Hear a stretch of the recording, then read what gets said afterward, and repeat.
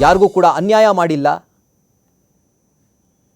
ನಾನು ಸಹಾಯ ಮಾಡಿದ್ದೀನಿ ಸಮಾಜಕ್ಕೆ, ಹೀಗಾಗಿ ಇದೆಲ್ಲವನ್ನು ಕೂಡ ಪರಿಗಣಿಸಿ ನನಗೆ ಶಿಕ್ಷೆಯ ಪ್ರಮಾಣವನ್ನು ಕಡಿಮೆ ಮಾಡಬೇಕು, ಕನಿಷ್ಠ ಶಿಕ್ಷೆಯನ್ನು ಕೊಡಬೇಕು ಅನ್ನುವಂಥ ಮನವಿಯನ್ನು ಮಾಡಿಕೊಂಡಿದ್ರು. ಅಂದರೆ ಅವರ ಪರ ವಕೀಲರು.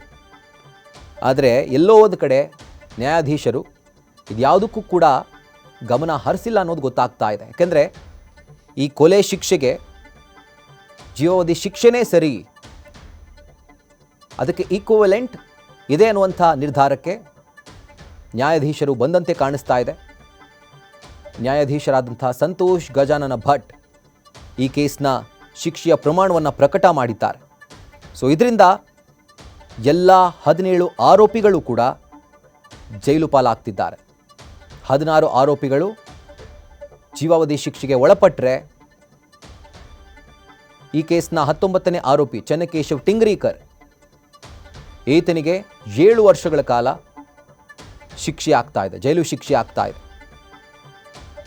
ಅದರ ಜೊತೆಗೆ ಎಲ್ಲ 17 ಆರೋಪಿಗಳು ಕೂಡ ಪರಿಹಾರದ ರೂಪದಲ್ಲಿ 16 ಲಕ್ಷ ರೂಪಾಯಿ ಹಣವನ್ನು ಯೋಗೇಶ್ ಗೌಡ ಅವರ ಮಕ್ಕಳಿಗೆ ಕೊಡಬೇಕು, ಅವರ ವಿದ್ಯಾಭ್ಯಾಸಕ್ಕೆ ಈ ಹಣವನ್ನು ಅವರು ನೀಡಬೇಕು, ಪರಿಹಾರದ ರೂಪದಲ್ಲಿ ಹಣವನ್ನು ನೀಡಬೇಕು ಅನ್ನುವಂಥ ಆದೇಶವನ್ನು ಕೂಡ ಇವತ್ತು ಕೋರ್ಟ್ ಮಾಡಿರುವಂಥದ್ದು.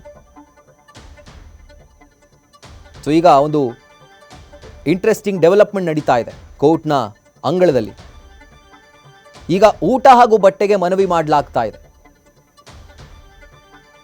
A7 ಹಾಗೂ A15 ವಿನಯ್ ಕುಲಕರ್ಣಿ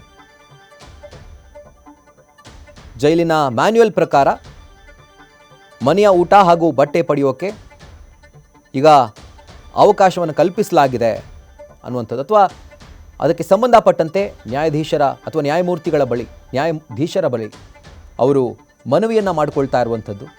ವಕೀಲರು 3 ದಿನಗಳಿಂದ ಒಂದೇ ಬಟ್ಟೆಯಲ್ಲಿದ್ದಾರೆ. ಬಟ್ಟೆ ಬದಲಿಸೋಕೆ ಶಾಸಕ ವಿನಯ್ ಕುಲಕರ್ಣಿ ಪರ ವಕೀಲರು ಅರ್ಜಿಯನ್ನು ಸಲ್ಲಿಕೆ ಮಾಡಿದ್ದಾರೆ. ನ್ಯೂಸ್ ಫಸ್ಟ್ ನಿರ್ಭೀತಿಯಿಂದ ನಿಮ್ಮ ಪರವಾಗಿ.